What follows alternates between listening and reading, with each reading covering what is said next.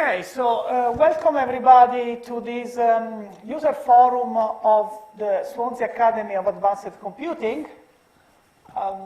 It's the second time that we are down to the Bay campus, and we will try to alternate in between the two sides so that will give the maximum chance to everybody to participate.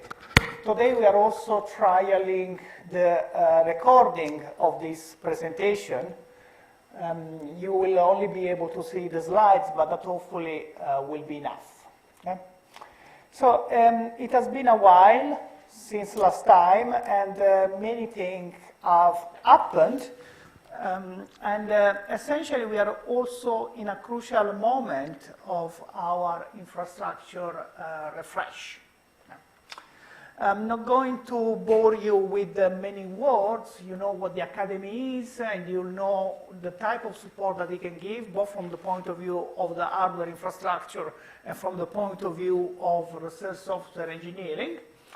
So I will soon be handing over to my colleagues.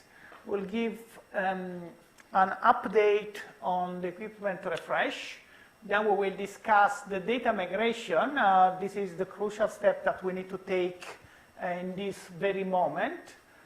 And finally, we will make some overview of recent RSC projects, and we will discuss the research computing network. So without any further ado, I'm handing over to my colleague Ian Morris, who will describe the equipment refresh. Thank you, Biagio. As Biagio said, my name's Ian Morris. I'm one of the system administrators for Computer Wales. I've been doing this since the start of the HPC Wales contract nearly 5 or 6 years ago. So as some of you may know, at the start of the year, we awarded the contract for the hardware refresh to Atos in partnership with Dell as the hardware provider. So the last 3 months, there's been some backwards and forwards with them to try and get to a final bill of material to just exactly what we're going to get delivered. We are there now, so we should be very shortly receiving about 4,880 Intel Skylake cores. That's based on the 6148 chipset, which 20 cores per CPU. So we're actually ending up with 122 nodes, dual CPUs, so 40 cores per node, each node with 376 gigabytes of RAM. Now, if you compare that to the infrastructure we've got today at Swansea, obviously there's a lot less nodes. We've got around about 400 today, but each of those nodes have got a lot more cores. So we're going from 16 cores per node to 40 cores per node, and from where we're at sort of 4 gig per core, we're going to 9 point something gig core.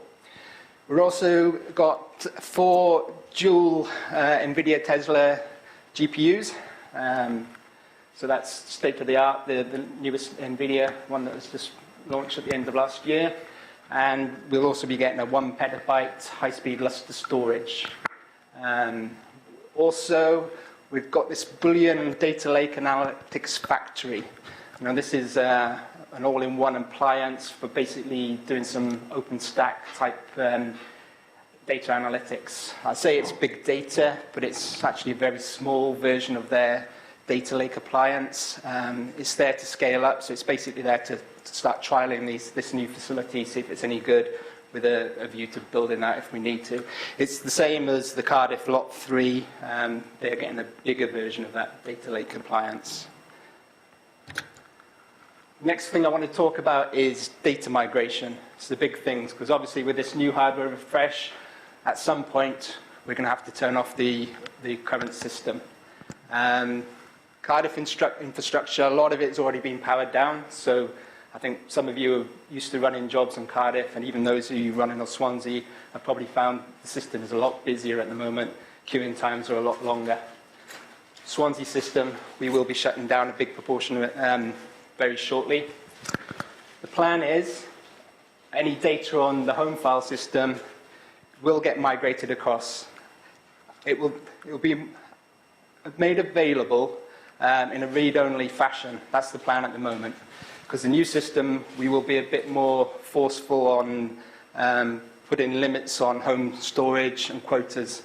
So the plan, as I said, is have it read-only, with a view to all of you then looking at what's in your home directories, what you actually need and what you can get rid of.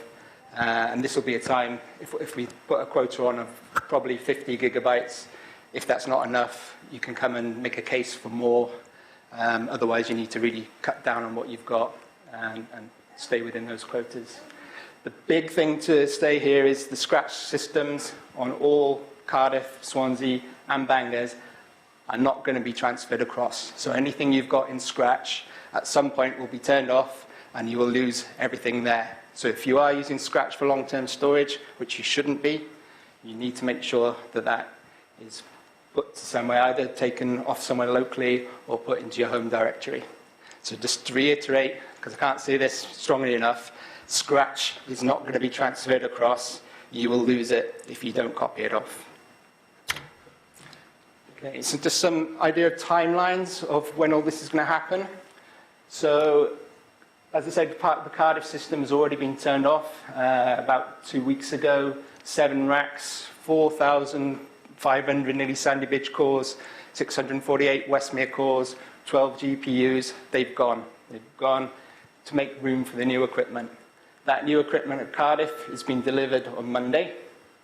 And then from the 10th to May the 13th, this is the timeline for installation, configuration, acceptance testing, snagging, whatever, to get that new system up and running at Cardiff, with a view to going into a pilot service on May the 14th. Okay. Swansea won't be starting until that pilot system goes live at Cardiff. So current timeframes are the 14th of May, we start decommissioning the Swansea equipment. So we need to make room, we need to make 5 racks free for the new equipment going in.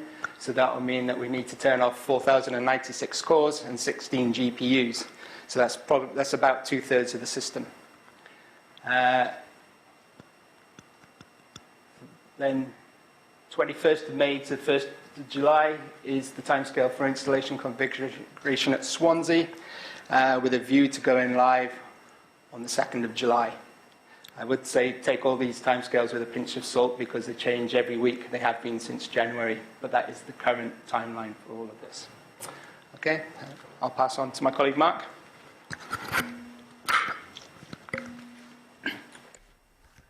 Right, I quickly want to introduce some case studies. So we have an idea of the sort of thing that the RSE team have been doing.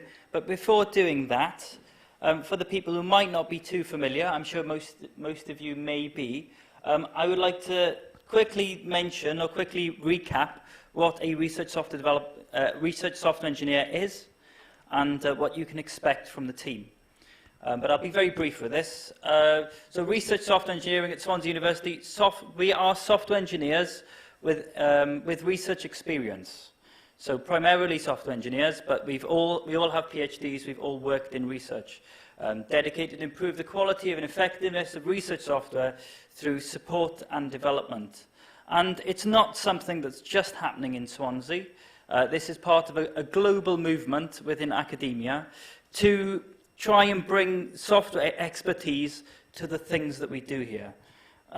We are very, very proud at Swansea to be amongst the largest central RSE teams in the UK, and hopefully that will allow us to grow from strength to strength in the future.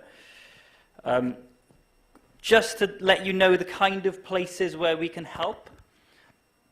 We can help you strengthen grant applications, enable funding through software development, improve software performance, enable the use of new or unfamiliar technologies, help you to develop software sustainably, software that will still be here in 10 years' time, plan changes effectively, and deliver and identify training. And finally, we can help you by offering advice or offering on help in areas where you may not, where you may be less familiar.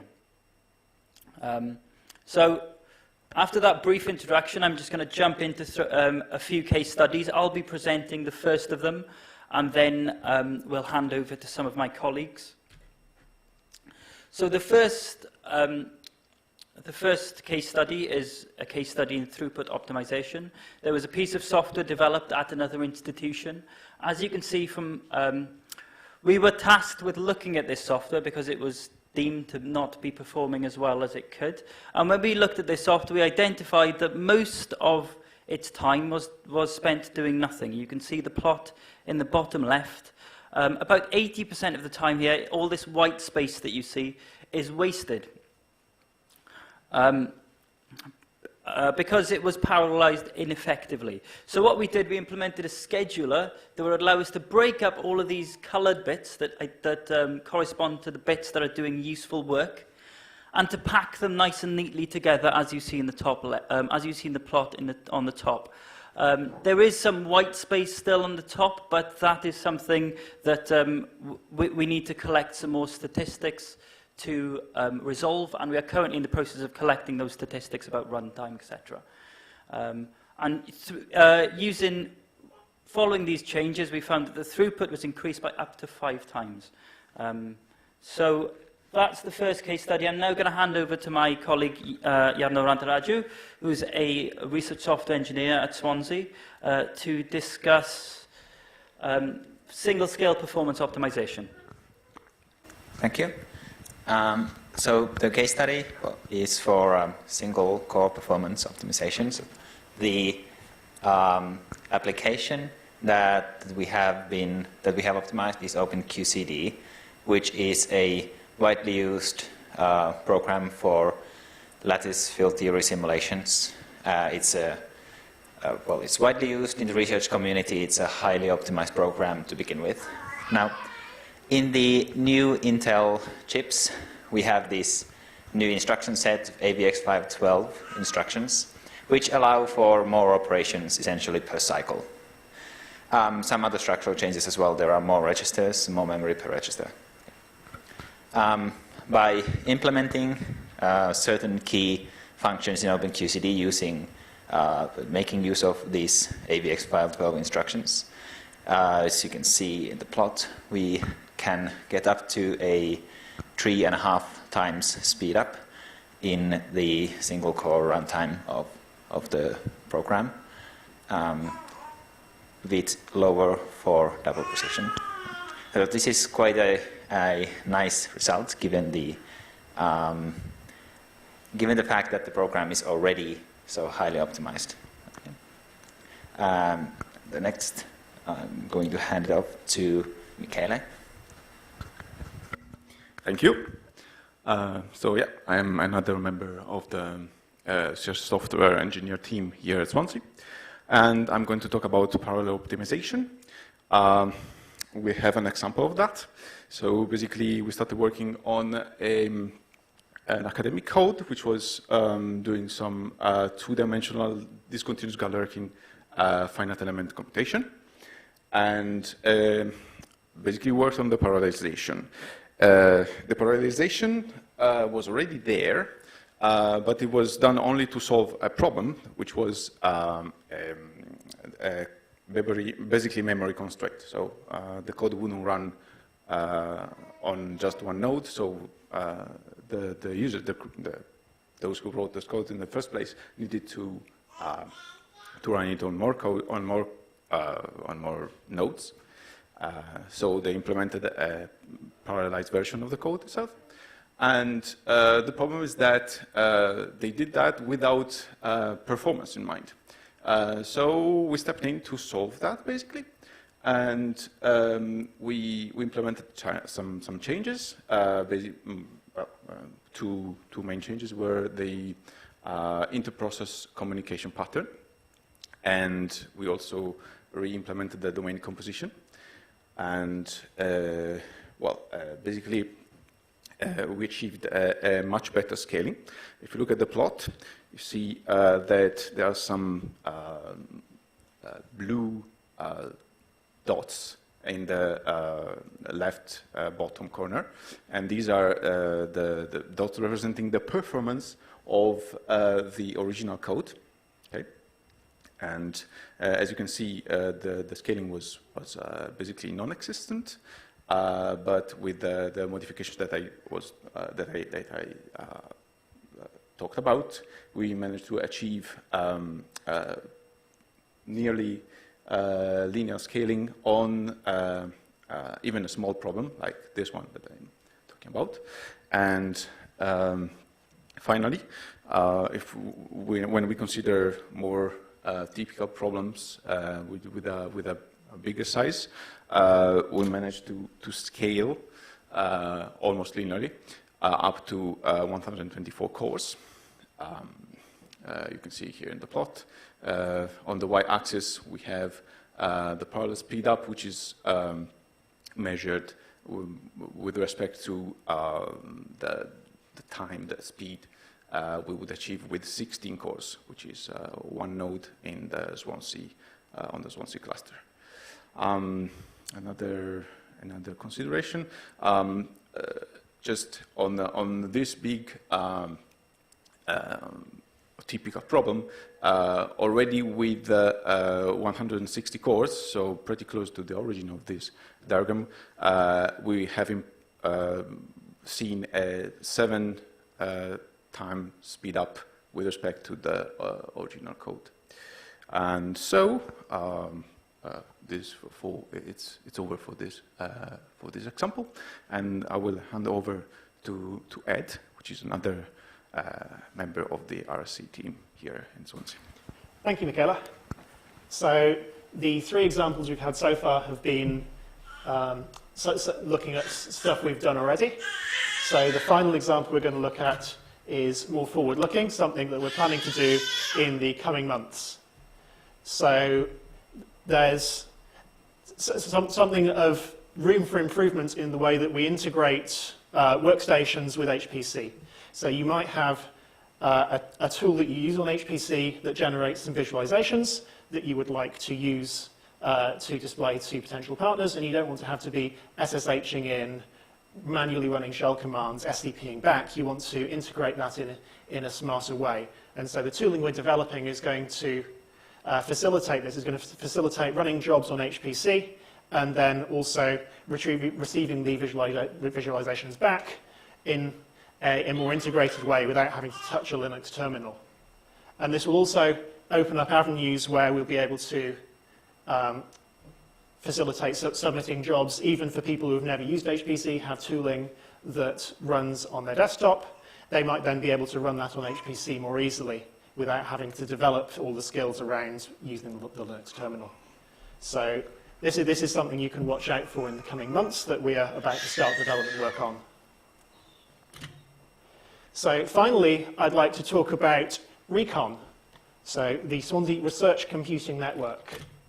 So there's something of a problem in academic computing in that there are individuals sat in all across both campuses, and it's in other universities as well, across all universities, who feel very alone. They feel isolated, that they're working on a problem by themselves, and they don't have a large community of software developers to interact with and bounce ideas off. And this is something we'd like to try and make a stab at moving in the direction, at least, of solving by forming this peer-to-peer instant messaging support platform. So we've tried so far in having the HPC clinics on a Wednesday.